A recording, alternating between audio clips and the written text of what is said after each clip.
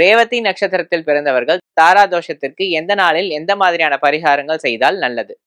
இன்னைக்கு கடைசி நட்சத்திரம் 27வது நட்சத்திரம். இந்த ரேவதி நட்சத்திரம் பாத்தீங்கன்னா ரங்கநாதரினுடைய நட்சத்திரம். ரொம்ப ஒரு நல்ல நட்சத்திரம் அப்படின்னே சொல்லலாம். பட் ஜென்ரலி இந்த ரேவதி நட்சத்திரக்காரர்களுக்கு என்ன மாதிரியான ஒரு சில பிரச்சனைகள் வரும் அப்படின்னா, அதாவது தசா காலங்கள்ல அந்த உடல் ஆரோக்கியம் அப்படிங்கிறது வந்தாலும், மற்றவர்கள் இவர்களை புரிந்து கொள்வது ஒரு விதத்துல கஷ்டம். என்னன்னா, அவங்களுடைய பிரின்சிபல்ஸ், அவங்களுடைய லைஃப் ஸ்டைல் அவங்களுக்குன்னு ஒரு தனியா வச்சிருப்பாங்க.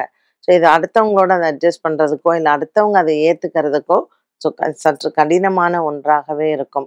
ரொம்ப லைஃப்ல ஒரு டிசிப்ளின்டு பீப்புளா இருப்பாங்க இவங்கலாம். ஸோ இந்த டிசிப்ளினரினா இருக்கிறதே உங்களுக்கு ஒரு பெரிய மற்றவர்கள் இவங்க ஏத்துக்கிறது ஒரு கஷ்டமா இருக்கும். ஏன்னா இவங்க என் வழி தனி வழிங்கிற மாரி இவங்க இருப்பாங்க.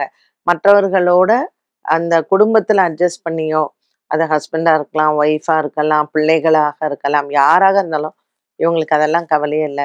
நான் இப்படிதான். மத்தவங்க தான் எனக்கு அட்ஜஸ்ட் பண்ணணும். என் வழிக்கு தான் மத்தவங்க வரணும். அப்படிங்கும் பொழுது, சில நேரங்கள்ல அந்த உறவுகள் இல்லாமல் போவது, இல்ல அவங்க அவங்களுடைய வாழ்க்கையில தனியா வாழணும் அப்படிங்கிற மாதிரியான ஒரு சூழ்நிலையும் பின்னர் ஏற்படலாம். ஸோ இந்த மாதிரியான சில மன கஷ்டங்களுக்கு இந்த ரேவதி நட்சத்திரக்காரர்கள் இந்த தாரதோஷ நிவர்த்தியை செய்து கொள்வது நல்லது. சரி, இவங்க என்ன பண்ணலாம்?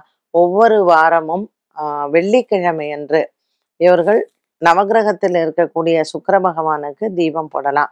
அப்படி இல்லைன்னா மகாலட்சுமி தாயாருக்கு தாமரைப்பூ கொண்டு போய் கொடுத்து அர்ச்சனை பண்ணிட்டு வரலாம். ஸோ இப்படி இவங்க செய்யும் பொழுது இவர்களுக்கு சந்திரனினால் ஏற்படக்கூடிய தோஷங்கள் நிவர்த்தியாகும். என்ன நேயர்களே, இன்றைய சுபதினம் நிகழ்ச்சியில் நல்ல ஒரு நட்சத்திரங்களுக்கான விஷயங்கள் எல்லாத்தையுமே நம்ம பார்த்து முடிச்சோம். இன்னைக்கு நம்ம ராசி பலனையும் பார்த்தாச்சு. மீண்டும் சந்திக்கும் வரை நன்றி, வணக்கம்.